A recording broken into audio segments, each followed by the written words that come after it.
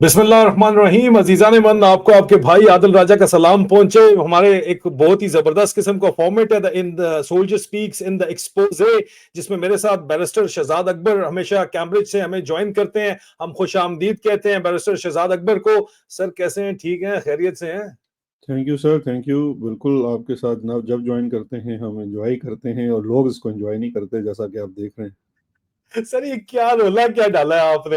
वो मोहसिन नकवी चीखें मार रहा है, उसकी चीखें निकल रही है। लंदन लंदन वो कह रहा है, लंदन में तो मैं और आप ही हैं जिसपे वो इशारा कर रहा है। स्टोरी आपने पहले खोली थी, उसका बैकग्राउंड मैं बड़े दिनों से चला रहा हूँ, तस्वीरें आप मैं दोनों ही चला रहे हैं, तो निशाना हम दोनों ही बनते हैं।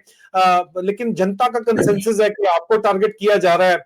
स्टोरी तो सारी जो है वो मैं बड़े अरसे ये से ये चला भी रहा हूँ, और आप आपके ऊपर भी टारगेट। लेकिन अगर देखा जाए जो ये बात किसने की है, तो ये आपके सामने जरा सुन ले। ये क्या बोंगी इसने जो मारी है अपनी तरफ से, जो है ये काइंड कर्टसी हम न्यूज के ऊपर हम जरा जल्दी से आपको सुना देते हैं। ये 53 सेकंड है, हम तेजी के अंदर जरा आपको सुनाते हैं कि क्या कहानी इसने जो है वो की है। सुने।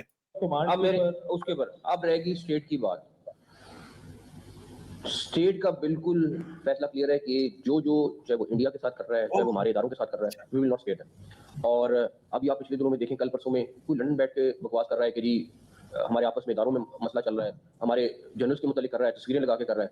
ये सारी चीज को गवाना पड़ेगा। और इस टाइम पे जो लोग वहां पे भी बैठे हैं, मैं उनको भी बता दूं कि आप लोग भी बहुत जल्द वापस आ रहे हैं। ओए होए होए होए होए होए होए होए। सर ये आया था लास्ट टाइम, 4000 पेज का डोजियर दे के गया था।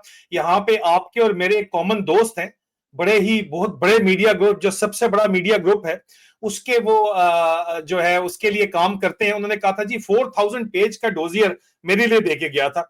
अभी ये सर लंदन लंदन जो कर रहा है, तो लंदन में तो जाहिर बात है हम दोनों के ऊपर बात कर रहा है ये। मैं तो जवाब देता हूं, लेकिन जनता का कहना है कि नहीं, ये शहजाद अकबर को इस दफा जो है स्पेशल टारगेट किया जा रहा है। सर जरा जवाब दे दें आप, इसको क्या कहना चाहते हैं? ये जो इस वक्त जो ये तो मैंने तो बदमाशी कर रहा है, स्टेशन है, ये क्या है सर? क्या लगता है आपको? तो जवाब तो मैंने दें। तो मैंने तो आपको उसी वक्त ट्वीट इसकी कर दी थी। मैंने कहा था bring it on baby and thank you for subscribing to my vlog. क्योंकि इसका मतलब है कि सारे जनाब साला बिनोया मिल के बैठ के हमारे वीलॉग देखते हैं, तो अच्छी बात है सर। इनकी वजह से हमें 20-20 पैनियां भी मिल जाती हैं। हाँ जी, मैंने मैंने भी धमकियां, सर। ये जो रीसेंट धमकी है, ये बेसिकली कंटिन्यूएशन है। जो ये पहले आपके साथ मेहरबानी करते थे और अब ये मेहरबानी मेरे ऊपर मजीद शुरू हुई है। उसकी बेसिक वजह मेरे 3 वीलॉग्स हैं जो त्वातर से ये मैंने शुरू किए थे, आई थिंक जुम्मे या हफ्ते की शब से। और जुम्मा, हफ्ता, इतवार, ये 3 वीलॉग्स हैं और ये इतने ठा करके वजह हैं कि इनको मैं आपको बता नहीं सकता। उसकी बुनियादी वजह यह है कि पहले एक एक्सपोजे किया था कि किस तरह से एक जनरल ने दूसरे जनरल के घर छापा मारा, उसके भाई को उठाया, उसके वालिद को उठाया, फिर भाई से इन्वेस्टिगेशन की। भाई ने जब उल्टियां की तो उसने उसके जनरल के बॉस जनरल के बेटे के सारे कागजात और दास्तान सुना दी और उसमें बता दिया, जारी बात है, बेटा क्या बेचता है, तुम्हारा बॉस ही बीच में इन्वॉल्व है और हम तो भाई धंधा करते हैं, इस मुल्क में कौन धंधा नहीं करता है। उसने जब वो सुनाना शुरू किया तो वो मुझे वो लतीफ़ा याद आ गया कि वो एक रोहतक का लतीफ़ा है ना, कि वो जो एक जज के सामने वो जनाब गवाह औरत आके खड़ी होती है तो उससे पहले वकील पूछता है कि जी आप मुखालिफ वकील को जानती हैं? तो वो कहती है जी क्यों, कौन नहीं इसको जानता, इसकी फलानी ढमकानी। वो पूरी उसकी जनाब कथा चटा खोल देता है। तो वो कहता है आप मुझे जानती हो? कहती तेने भी मैं जानती है फलाना ढमकाना। तो जज आगे होके कहता है खबरदार किसी ने मेरे बारे में पूछा था। तो ये बेसिकली हुआ ये कि जब वो उस बंदे से तफ्तीश की गई तो बहुत सारी चीज़ें खुलकर सामने आई। उसके बाद फिर ये स्टोरी आप भी बिल्कुल कर चुके हैं और मैंने अपने वीलॉग में उसका बाकायदा हवाला दिया और ये बतलाया कि कराची में वो जो एक जनरल साहब 2 सितारे वाले हैं, जिन्होंने ये पूरी तफ्तीश का आगाज़ किया था और अपने नंबर टाँकने के लिए बाकी जर्नैलों की उन्होंने शलवार में हाथ डाला, तो आगे से जब जनाब वो पूरा मामला खुला तो वो उल्टा लेने के देने पड़ गए। अब वो जो जिसके घर डाका मार के भाई को उठाया था उसने फिर वो कराची वाली सारी फाइलें खोली और वहां से एक बड़ा लंबा चौड़ा, अच्छा वो पैरेलल काम कर रहा था। पिछले आपको पता होगा कि जो ये रीसेंट रिपोर्ट आई थी मेरे पास कि 50 के लगभग का नंबर बताया जाता है, कराची में बिजनेसमैनों को भी उठाया गया और उनसे मुख्तलिफ इकबाली बयानात लिए गए, उनसे तफासील ली गई कि वो क्या कर रहे हैं, किसको बता दे रहे हैं, कौन सा सेक्टर कमांडर किस इदारे का क्या करवा रहा है उनसे। वो तमाम तफसील जब हासिल की गई तो ये इस्लामाबाद में बैठे हुए शख्स जो पहले कराची में तैनात था, इसका नाम निकलता था। यानी कि इस वक्त आसिम मुनीर की मेज़ के ऊपर इतना कोई अंबार लग गया। हमने सारी ये दास्तान बयान कर दी।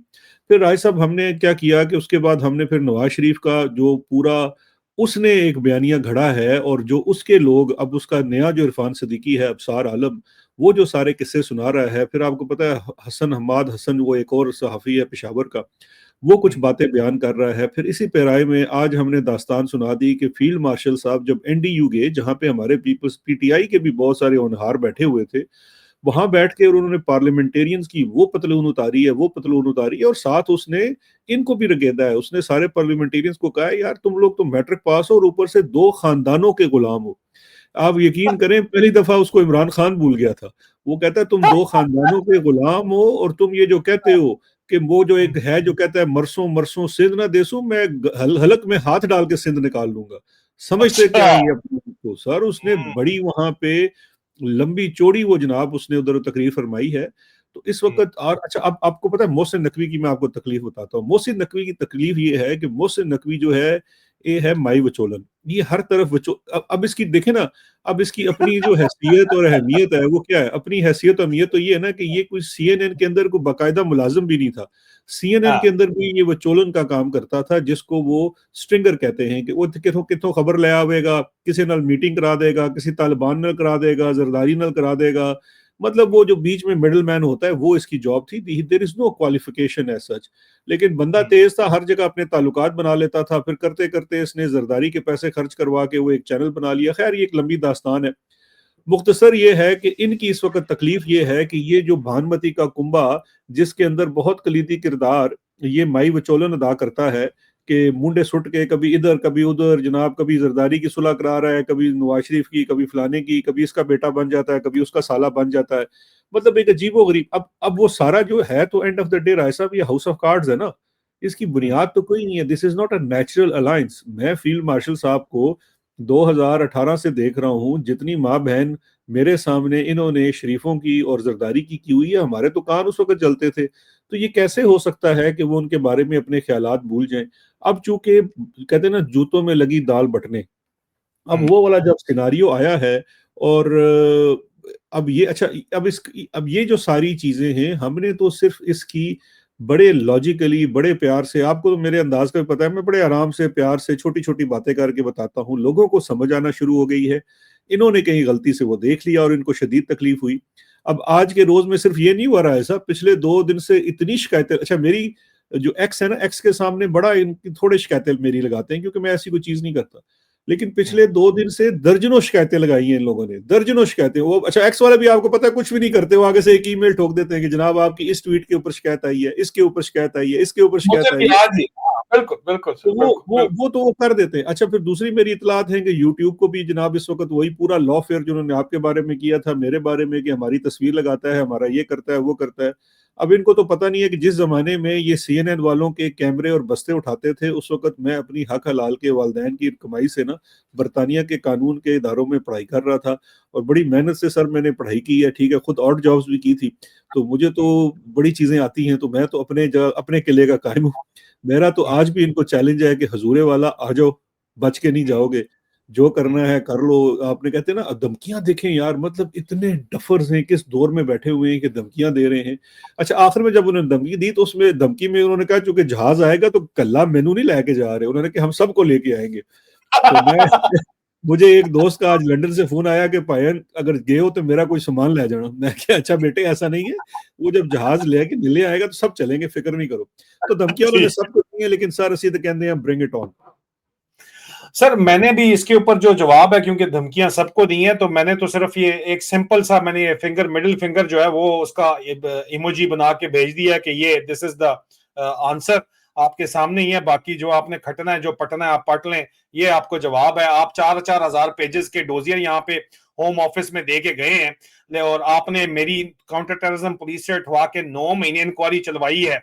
9 महीने आपने मुझे ख्वार वहां पे करवाया है, वो नहीं बना तो आपने यहाँ पे स्लैप सूट मेरे ऊपर करवाया है। आप उसका हिस्सा ही थे सर, आपको पता है। क्या कर लोगे यार तुम लोग? Liable tourism capital of the world में तुम आके लॉफेयर कर रहे हो, तो उसकी क्या हैसियत है? और तुम्हारी बातों का एतबार कोई करता है? यार हम आपके सामने यहाँ बैठे हैं, हक और सच बोल रहे हैं, उसकी कीमत हम अदा कर रहे हैं। चले सर, ये तो अपनी जगह के ऊपर मामलात हैं, लेकिन इसमें दो चीजें मुझे बताएं। पहले तो ये बताएं कि नोटिफिकेशन वाला जो रोला बना हुआ है, नोटिफिकेशन के बगैर तो आर्मी चीफ की कोई हैसियत ही नहीं है। और हमारी इतलात के मुताबिक आर्मी चीफ जो है वो इस वक्त सिज्जा साहब बना हुआ है, उसमें इतना जोर नहीं है, बातें एनडीयू में जितनी मर्जी वो जाके कर ले, लेकिन उसकी इतनी औकात नहीं है कि वो इस वक्त जाके इनसे डायरेक्ट पंगा कर सके जब तक इसका नोटिफिकेशन हो नहीं जाता। क्योंकि बगैर नोटिफिकेशन के तो ये आप समझें कि दुम कटा हुआ जो है वो दुम कटी बिल्ली कहना चाहिए, शेर तो नहीं कहना चाहिए, लेकिन बहरहाल दुम कटा शेर कह लें या बिल्ली कह लें, या बगैर परों के वो कबूतर बना हुआ है इस वक्त, बगैर परों के परिंदा है। ये नोटिफिकेशन का जो रोला उसमें हमें पता ये चल रहा है कि जी शरीफ फैमिली अपनी मर्जी की 4 star general vice chief of national command authority का जर्नल लगाना चाहती है। लेकिन आपके पास क्या खबरें हैं नोटिफिकेशन के सिलसिले में? बातचीत तो चल रही है, शहबाज शरीफ का प्लेन भी लूटन से उड़ गया है वापस, कल उसने परवाज कर ली है वापसी की तरफ। तो आप मुझे बताइए, बल्कि आज हम इंटरव्यू रिकॉर्ड कर रहे हैं तो 1 दिसंबर को ये कर उन्होंने प्रवास वापस कर ली है।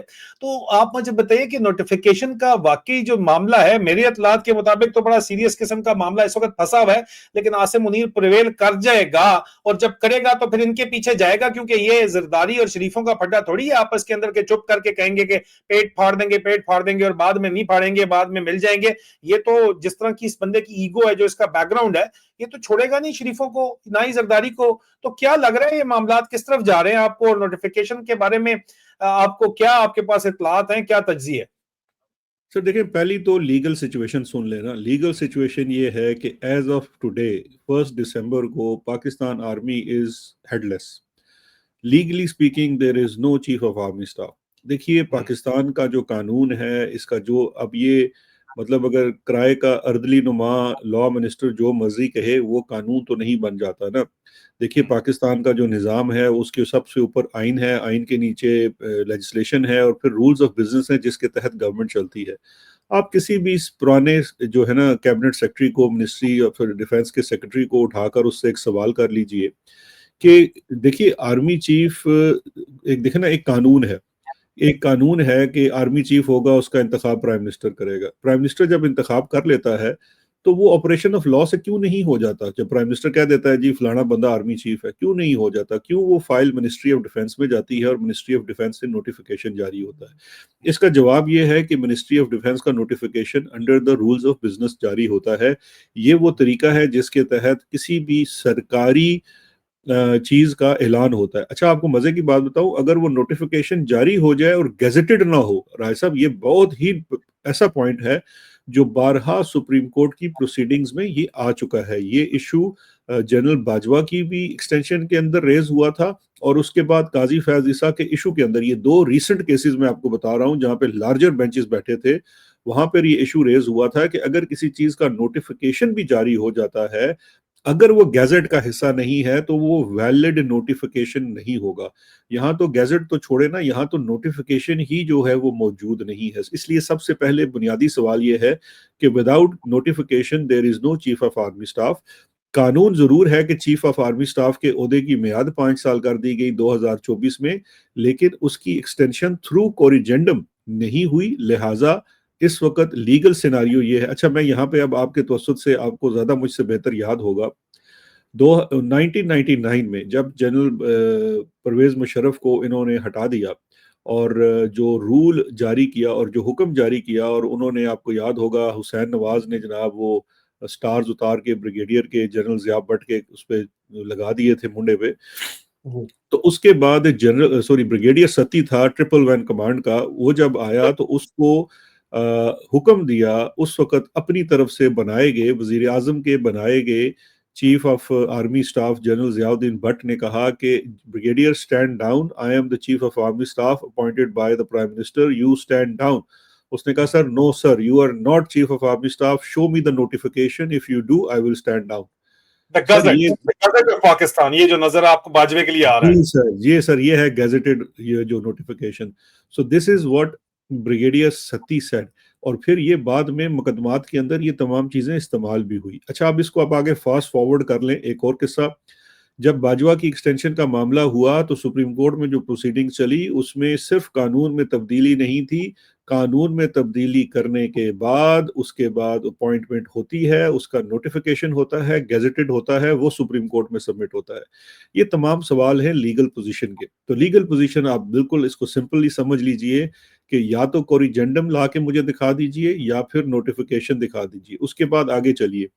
अगला इशू ये है कि आपकी जो इस वक्त हुकूमत की और फौज की स्पोक्स पर्सन अखबार है द न्यूज़, जंग, जियो, सारे, इनकी 14 या 15 नवंबर की खबर है, जो 5 सहाफ़ियों ने, 5 जय्यद सहाफ़ियों ने, जिसमें मौलाना हज़रत supreme chief justice, supreme commander of the chief justice of Pakistan Qayyum Siddiqui साहब एक लखारी हैं, यासीन साहब दूसरे लखारी हैं, 4 लखारी उनके साथ और हैं, 3-4 और हैं। अच्छा, उन तमाम लखारियों ने, वो हेडलाइन भी मैंने दिखाई है, अभी मेरे पास नहीं है, अपने वीलॉग में भी दिखा दी थी, कि उसमें उन्होंने ये लिखा है कि जनाब एज ऑफ नाउ जो अमेंडमेंट हुई है उसके तहत फील्ड मार्शल साहब चीफ ऑफ, ये कमांडर ऑफ डिफेंस फोर्सेस होंगे, और इसके साथ साथ ये COS फॉर 5 ईयर्स। अब COS फॉर 5 ईयर्स तो सर, अगर वो पिछली गिनती गिने तो वो तो 2 रह गए हैं। सो वाई दे आर रिपोर्टिंग? उस वक्त तो किसी ने कोई एतराज नहीं किया, फिर सब ने ये राग अलापना शुरू कर दिया। अब 2 दिन से, जब से ये कड़ा फंसा हुआ है, तो फिर से अब 2 साल की बात हो रही है, जबकि आसिम मुनीर आपको लगता है 2 साल चाहेगा? वो तो सीधे सीधे 5 साल मांग रहा है। अब इस 5 साल के अंदर इशू क्या है? 5 साल के अंदर इशू ये है कि उसका आपको, पहली मैं आपको चीजें बता देता हूँ कि एतराज कहाँ है। एतराज जो है, नवाज शरीफ साहब ने जो 5-7 दिन पहले जो अपने नो मुंतखब पार्लियामेंटेरियन से खिताब किया, और जिसमें वो नंग धड़ंग यानी कि मास्क के बगैर वो तशरीफ लाए और उन्होंने जनाब डज डज कर आके बयान झाड़े, और उस दिन वो बड़े खिलखिला रहे थे। और इस तमाम चीज़ के अंदर मेन चीज़ क्या थी? मेन चीज़ यही थी कि जनाब एक बंदे की गिरफ्तारी से कुछ नहीं होता। उसके बाद अबसार आलम ने ये बात दोहराई, हमाद हसन, ये सारे वो लोग हैं जो नून लीग के स्पोक्स पर्सन समझे जा सकते हैं। इन सब ने ये बात दोहराई कि नवाज शरीफ के मुतालबात क्या हैं। नवाज शरीफ के मुतालबात ये हैं, एक तो सिविलियन सेटअप के अंदर आपकी बहुत मदाखलत है, हमारे पास मिनिस्टर ऑफ इंटीरियर नहीं है, जो आज रो रहा था मेरे बारे में और आपके बारे में। दूसरा, उन्होंने कहा कि हमारे पास फाइनेंस नहीं है, वो भी आपका बंदा है, औरंगजेब औरी आपने लगाया है, हमने नहीं लगाया, हमने तो सागदार को लगाना था, आपने लगाने नहीं दिया। तो लिहाजा हमारे पास तो हुकूमत है ही नहीं। ये जो आप गिला कर रहे हैं कि हमसे कुछ नहीं हो रहा, इसलिए नहीं हो रहा कि हमारे हाथ में कुछ नहीं है। दूसरा, सिर्फ इमरान खान को जेल में बंद करने का क्या फायदा? उन्होंने जो लिस्ट दी है जो नामों की, वो मैं आपको बता देता हूँ। उन्होंने नामों की लिस्ट दी है, उन्होंने कहा है जनरल बाजवा, जनरल फैज आपने बंद कर दिया, अच्छी बात है, जनरल बाजवा को बंद करेंगे। उसके बाद जनरल पाशा का नाम है, जनरल जहीरुल इस्लाम का नाम है, जस्टिस एजाजुल एहसन का नाम है, साकिब निसार का नाम है, जस्टिस खोसा का नाम है, और भी कुछ 2-4 नाम होंगे। लेकिन एक नाम जो उन्होंने नहीं दिया, क्योंकि जब जहां पे बात जनरल बाजवा और जनरल फैज की आएगी, वहां पे मेजर जनरल आसिम मुनीर साहब एक्सक्लूड नहीं हो सकते, क्योंकि 2017 का तख्ता उलटने में भी ये ट्राइका शामिल था, पानामा केस में भी ये शामिल थे, और अबू धाबी से डॉक्यूमेंट्स तो लाने वाले थे ही फील्ड मार्शल साहब। अब वो बैठे सोच रहे हैं कि यार उस पूरे ग्रोह में से सारों का नाम ले रहा है, मेरा नहीं ले रहा, मेरा कब लेगा? So there are serious issues. अच्छा, उसके बाद शहबाज शरीफ लंदन क्यों गया? शहबाज शरीफ लंदन जाने के ऊपर सिंपल सी बात है कि Shahbaz Sharif is a weak link. Shahbaz Sharif तो किसी वक्त, उसको तो नवाज शरीफ को यह भी लगता था कि शहबाज शरीफ इधर हुआ तो उसको उठाकर ले जाएंगे और उससे दस्तखत करा लिए जाएंगे और वो हंसी खुशी कर भी देगा, क्योंकि अगर अभी होने वाली लड़ाई में नवाज शरीफ जीतता है तो शहबाज शरीफ वजीर आजम नहीं होगा, क्योंकि फिर नवाज शरीफ वजीर आजम होगा। ये एक बहुत बड़ा प्रॉब्लम है शहबाज शरीफ के लिए। इसलिए शहबाज शरीफ को नवाज शरीफ ने देश निकाला देकर लंदन भेज दिया। अब वो लंदन में कुछ भी नहीं कर रहा था, उसको किसी से मिलने की भी इजाजत नहीं थी। मतलब होता है ना, वो मुदे नाई को भी मिल ले लंदन में, वो मुदे नाई को भी नहीं मिला, मतलब वो किसी से उसकी मुलाकात नहीं हुई। He sir had no city of London गए थे कुछ बक्सर लेके सर, जहाज से उतरते ही सिटी ऑफ लंदन गए थे कुछ बक्सर लेके सर। ਉਹ ਸਰ ਉਹਨਾਂ ਦਾ ਮੁੰਡਾ ਉਹ अपना सामान समून शिफ्ट करता रहता है, ਉਹਦੇ परफ्यूम शर्फ्यूम और दूसरे जो उसके आलात होते हैं और कुछ नकद माल भी होता है, जो कुछ भी होता है, वो अपना शिफ्टिंग करता रहता है। शहबाज शरीफ को तो टोटल ड्यूटी लगी थी कि वो ग्रोवेनर कसिनो के उत्ते ਜਿਹੜਾ ਉਹਨਾਂ ਦਾ फ्लैट है, उत्थे जो निकलना नहीं तू बाहर है, उत्थे रहना तू। उधर सामने आपको पता है हेलेना कैफे का ना वो शवारमा मिलता है रात को, अगर आप कसिनो से कैफे हेलन वाला, हाँ तो उसका रात हाँ। को 3-4 बजे भी शवारमा मिलता है, उत्थे जाके शवारमा शुरमा खाता है, बस इसके अलावा कोई इजाजत नहीं थी इसको। अब ये सिनारियो था। अच्छा, उसके बाद डिफेंस मिनिस्टर भी नवाज शरीफ ने, उसका भी स्केड्यूल नहीं था। आप मिनिस्ट्री ऑफ डिफेंस से पता कर लीजिए, ख्वाजा आसिफ जो है वो विदाउट स्केड्यूल फिर चला गया जर्मनी 1 हफ्ते के लिए। तो मुझे ये बताएं ना कि इस वक्त जब आर्मी हेडलेस है, इंडिया आपका मजाक उड़ा रहा है, तो आप एक जर्मनी बैठा है, एक लंदन बैठा है, यार गला करने वाली, तो उस बाद तुसी गुस्से च कहंदे हो मुकदमे साडे ते करोगे, यार कर लो साडे ते, कि 12 मुकदमे ने 13वां हो गया, केड़ा फर्क पैना। सर मुझे एक बात बताए, पढ़ना तो पड़ा हुआ है ना, क्योंकि आप बता रहे थे जो इनके अफसार आलम साहब, आप क्या बता रहे थे, पहले कौन होता था, नया इरफान इरफान सिद्दीकी सिद्दीकी साहब, सर, ये नया इरफान सिद्दीकी है नून जिनके लीग का। जनाजे पे भी शरीफ बरादरान नहीं गए, ठीक है, नहीं नहीं, तो नए वो परवेज रशीद साहब भी की तो बोला जो रोल है, लेकिन वो कह क्या रहे हैं सर, ये बात तो मुलाजमों के समझ, जनाजों पे तो नहीं जाते ना फिर वो तो।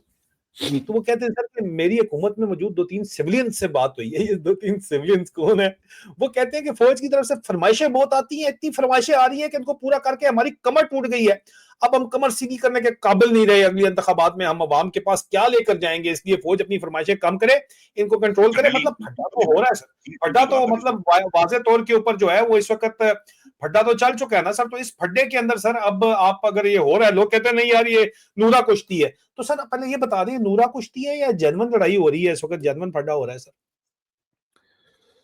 सर देखिए, नूरा कुश्ती नहीं है किसी सूरत ये।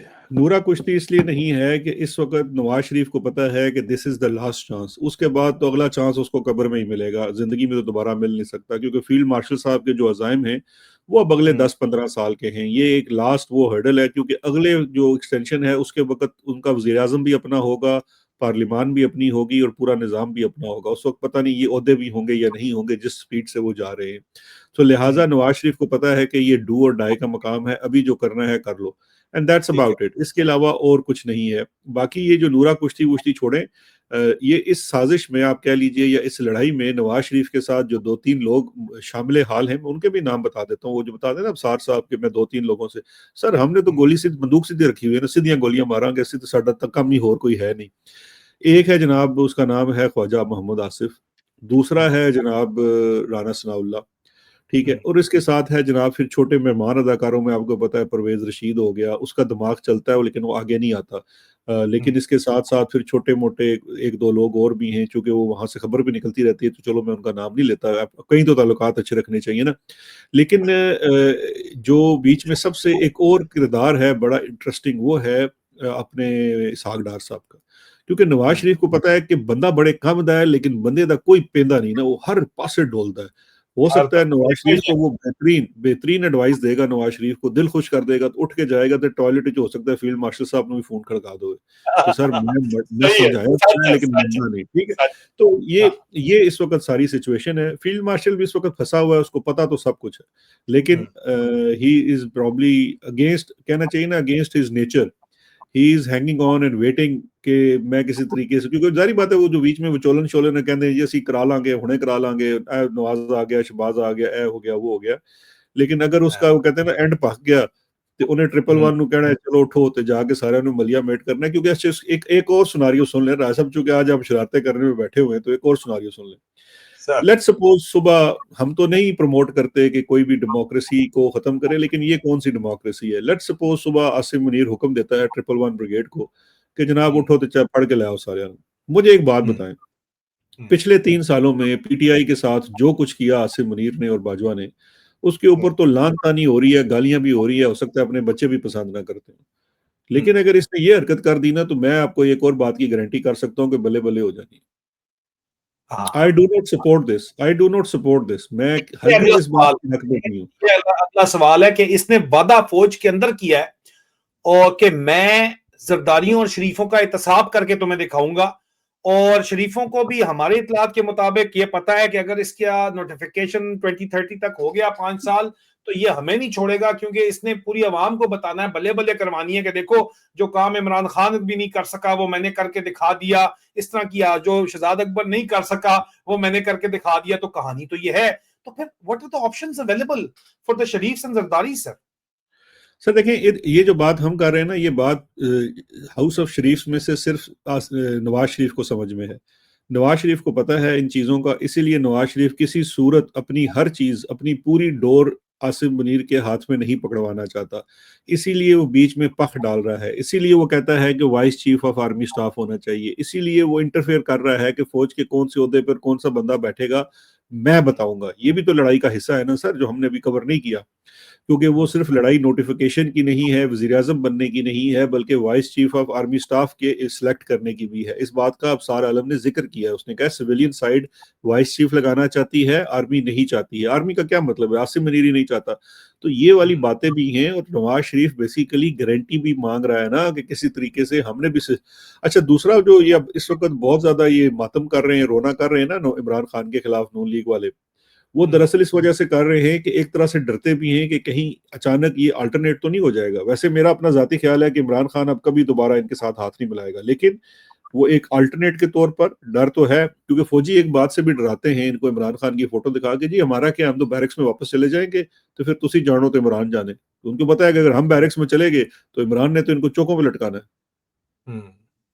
सही कह रहे हैं, सही कह रहे हैं। लेकिन सर फिर बात घूम फिर के ये है कि अगर ये उसके कहने हैं तो उसने भी लंदन प्लान किया था रिटायरमेंट के बाद। मेरे पास जो खबर है वो ये है कि बाजवे ने quarter master general lieutenant general Asim Munir Shah को ये टास्क दिया था कि खान को मैंने राजी कर लिया, मेरी एक्सटेंशन पे नवाज शरीफ को राजी करो। ये नवाज शरीफ को राजी करने के चक्कर गया, इसने कहा उसको छोड़े, मुझे लगाए, मैं ताबेदार हूं।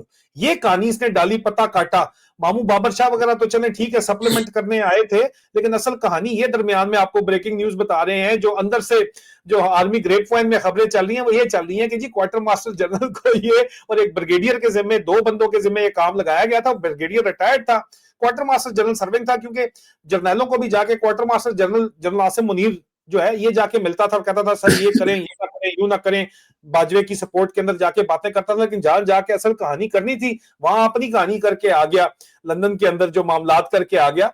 तो ये तो बातचीत है, लेकिन सर उसने भी तो, नवाज शरीफ साहब ने भी तो कोई गारंटियां इसके लिए रखी हुई है ना, जो लंदन प्लान में वीडियो शेडियो बनी हुई है ना।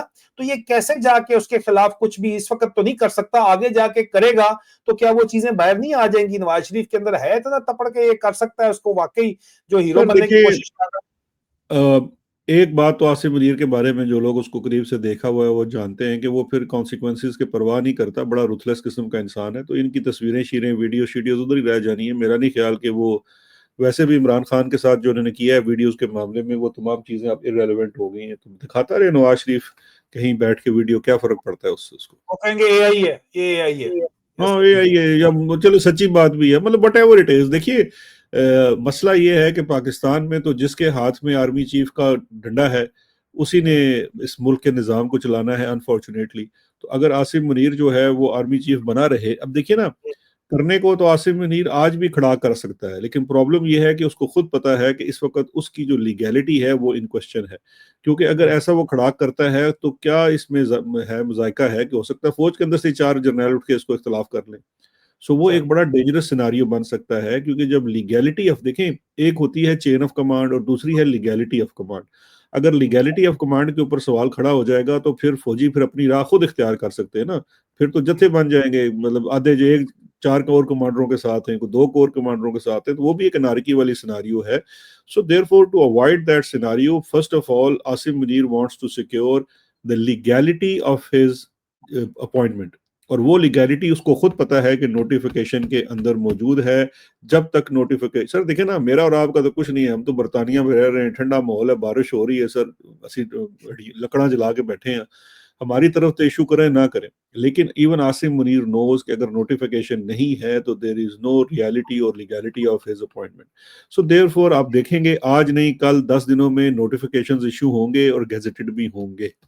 जी जी होंगे, बिल्कुल ये है, ये प्रिवेल करेगा और उसके बाद फिर ये इनको छोड़ेगा नहीं। ये भी इस वक्त जो आपने बात की है कि उसके बाद ही आएगा, he'll come after them। उसकी क्या गारंटीज अमेरिका में ले ली है शहबाज शरीफ ने, नहीं ली। इंफॉर्मेशन बेस्ड असेसमेंट ये है कि गारंटियां बहरहाल यहाँ पे मांगने आया था कि सानू बचाओ, ये हमारे पीछे पड़ेगा, तो फिर किस तरह बचेंगे? गारंटियां मिली नहीं मिली वो तो अभी सामने आ जाएगा। लेकिन सर एक बात भी दरमियान में आप देखें कि United nation human right commissioner ने जो बात की है 26वीं तरमीम पे, 27वीं तरमीम पे, अमेरिका में भी हवाओं का रुख काफी बदल रहा है। न्यू दिल्ली के अंदर भी उनकी अभी ट्रेड डील होने वाली है, तो वो भी इसके ऊपर ये नहीं चाहते कि ये दोबारा आके हमारे ऊपर चढ़ जाए। और नवाज शरीफ से तो ये काबू हो नहीं रहा, सिर्फ इमरान खान ही इसको काबू कर सकता है। ये आपस में लगे रहें, हमारी जान छोड़ें। एक शोध जो है हवाओं का रुख जो है बैन अवी सतह के ऊपर आपको विजिबली नजर आता है, इस तरह खुल के ना यूएन में कभी बात हुई है और ना ही सर अभी जिस वक्त मैं आपको बता रहा हूं, ब्रेकिंग न्यूज ही दे रहा हूं कि वॉशिंगटन डीसी में भी इसके हालात मजीद अभी जो है वो बहुत ज्यादा बहुत जल्दी चेंज होने वाले हैं।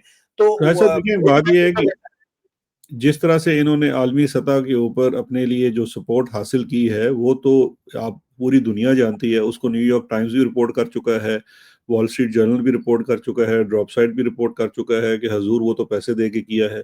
तो पैसे दे के तो आपको पता है जो काम है उस वक्त तक ही होता है जब तक पैसा वैलिड होता है, वो सारी उम्र के लिए थोड़ा ही होता है। तो वो बिल्कुल उसमें तो वो एक बड़ी छोटी सी विंडो थी। देखे ना, वेस्ट के मुआशरे में तो बड़ा है कि यू पे for your lunches, so you pay someone, you pay lobbyist, you will get a lunch. You pay someone, you will get a statement, you will get an endorsement. So that's बिल्कुल all he got. उसके अलावा क्या लिया है इसने waste से? आपको क्या लगता है कि वेस्ट ऑल ऑफ सडन उठ के, अमेरिका ऑल ऑफ सडन उठ के, अमेरिका जो इंडिया के साथ उनका एक स्ट्रेटेजिक अलायंस है हमारे जियो पॉलिटिकल सिनारियो के अंदर, वो उठ के सुबह पाकिस्तान के साथ जुड़ जाएगा? ऐसा नहीं होता सर। ठीक है, 19-20 ये 18-20 की गेम चलती रहती है। कुछ उन्होंने इंडिया को भी सीधा करना था, थोड़ा सा इंडिया को भी उन्होंने नीचे लाना था, वो काफी हद तक ला चुके हैं। उनकी जब दोबारा से डील्स हो जाएंगी वो सैर शुक्र हो जाएंगे। और पाकिस्तान के पास बेचने को क्या है सर? उसने जाके जाली वहां से चाइना का माल दिखा के कहा कि आ गया कि जनाब साढ़े को बड़ा मिनरल से, वो तो चाइना ने फड़ लिया। उन्होंने कहा भाई माल तो साढ़ा सी। वो बाद में जो तो पत्थर दे के आए ना, उन्होंने पुठे करके देखा तो नीचे लिखा सी made in China.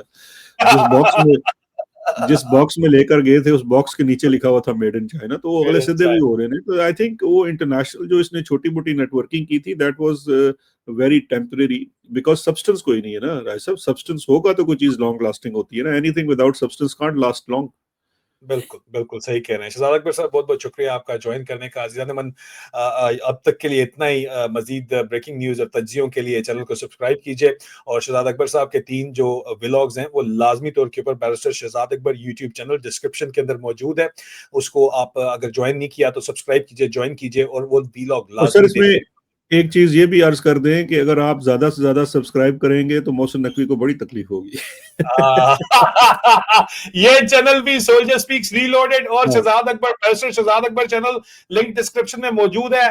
Maximum join करें जनाब, कम से कम जो है ना वो और इनको डिक्टेटर तकलीफ दें। सा। हाँ, तकलीफ दें इनको। बिल्कुल। थैंक यू सर, बहुत बहुत शुक्रिया थैंक आपका। यू जी। खुदा हाफिज। Okay sir.